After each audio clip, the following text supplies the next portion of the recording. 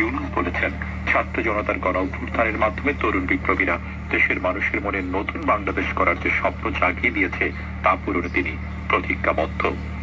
গতকাল ছাত্র জনতার গণ অভ্যুত্থানের 1 মাস পূর্তি উপলক্ষে সংবাদ মাধ্যমে পাঠানো এক বার্তায় তিনি কথা বলেন। ফ্যাসিবাদী শক্তিকে মোকাবেলা করতে গিয়ে সাহসী তরুণ শ্রমিক, দিনমজুর, সাংবাদিক এবং অন্যান্য পেশাজীবী যারা শাহাদাত বরণ করেছেন সকলকে স্মরণ করে তাদের প্রতি গভীর শ্রদ্ধা জানান প্রধান উপদেষ্টা। শেখ হাসিনার নেতৃত্বে নৃশংস গণহত্যা সংঘটিত হয়েছে উল্লেখ করে ডক্টর মোহাম্মদ ইউনূস বলেন, ছাত্র জনতা ফ্যাসিবাদী শেখ হাসিনার 15 বছরের স্বৈর শাসনের অবসান ঘটিয়েছে। তিনি একটি দুর্নীতিগ্রস্ত রাষ্ট্র এবং একটি ভঙ্গুর অর্থনীতি রেখে দেশ ছেড়ে পালিয়েছেন। বাংলাদেশকে পূর্ণ গৌরবে প্রতিষ্ঠিত করার দায়িত্ব সকলে। শিক্ষার্থীদের ক্লাস ও ক্যাম্পাসে ফিরে যাওয়ার আহ্বান জানিয়ে প্রধান উপদেষ্টা বলেন, ছাত্রছাত্রীদের পড়াশোনার অনেক ক্ষতি হয়েছে। স্কুল, কলেজ ও বিশ্ববিদ্যালয় খোলা হয়েছে, তাই এখন সময় পড়াশোনায় ফেরার। কেননা বিপ্লবের সুফল করে তুলতে একটি সুশিক্ষিত ও দক্ষ প্রজন্মের দরকার। বৈষম্য বিরোধী ছাত্র আন্দোলনের শহীদদের স্মরণে এবং স্বৈরাচার আওয়ামী সরকারের পতনের 1 মাস পূর্তি উপলক্ষে গতকাল রাজধানী সহ সারা দেশে শহীদ মার্চ কর্মসূচি পালন করা হয়। এতে লাখো ছাত্র জনতা স্বতঃস্ফূর্তভাবে অংশগ্রহণ করে। এই কর্মসূচি থেকে 5 দফা দাবি জানিয়েছে বৈষম্য বিরোধী ছাত্র আন্দোলন।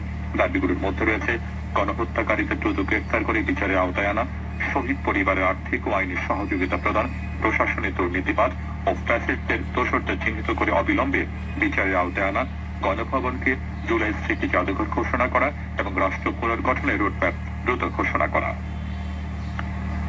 গণভবনকে জনগণের জন্য উন্মুক্ত করে দিয়ে জুলাই গণ অভ্যুত্থান জাদুঘর হিসেবে প্রতিষ্ঠা করার সিদ্ধান্ত নিয়েছে উপদেষ্টা পরিষদ।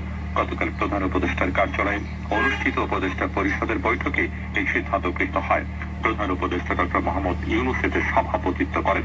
বৈঠকে ছাত্র জনতার গণ অভ্যুত্থানের 1 মাস পূর্তিতে শহীদদের শ্রদ্ধা করে স্মরণ করা হয়। বৈঠকে জানানো উপদেষ্টা পরিষদের বৈঠকে শ্রমিক উত্তেজনার প্রেক্ষাপটে শ্রমিকদের সমস্যা সমাধানে একটি রিভিউ কমিটি গঠনের সিদ্ধান্ত নেওয়া হয়।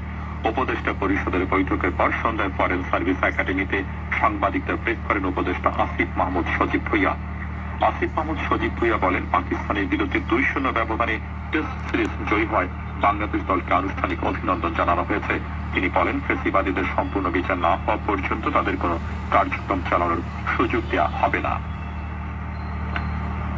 প্রধান উপদেষ্টা ডক্টর মোহাম্মদ ইউনূস বৈষম্য বিরোধী ছাত্র আন্দোলন চলাকালীন নিশ্চয়তার বিচারের জন্য সাবেক প্রধানমন্ত্রী শেখ হাসিনাকে ভারত থেকে ফিরিয়ে আনার উপর জোর দিয়েছেন। গত রবিবার ঢাকায় প্রধান উপদেষ্টা ভারতের রাষ্ট্রের সংবাদ সংস্থা প্রেস ট্রাস্ট অফ ইন্ডিয়া পিটিআইকে এক সাক্ষাৎকার দেন। এই সাক্ষাৎকারটি গতকাল প্রকাশিত হয়েছে। সাক্ষাৎকারে ডক্টর মোহাম্মদ ইউনূস আরো বলেন, বাংলাদেশ সরকার ফেরত যাওয়ার আগ পর্যন্ত যদি ভারত শেখ হাসিনাকে রাখতে চায় তাহলে তাকে চুপ থাকতে হবে। ভারতে তার অবস্থান 2 দেশেই অস্বস্তি তৈরি করেছে।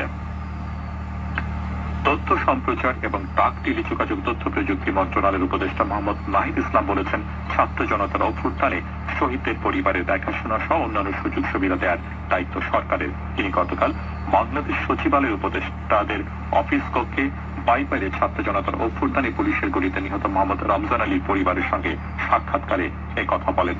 তথ্য সম্প্রচার উপদেষ্টা বলেন, গণ অভ্যুত্থানের শহীদদের জন্যই আমরা বেঁচে আছি, বাক স্বাধীনতা ফিরে পেয়েছি।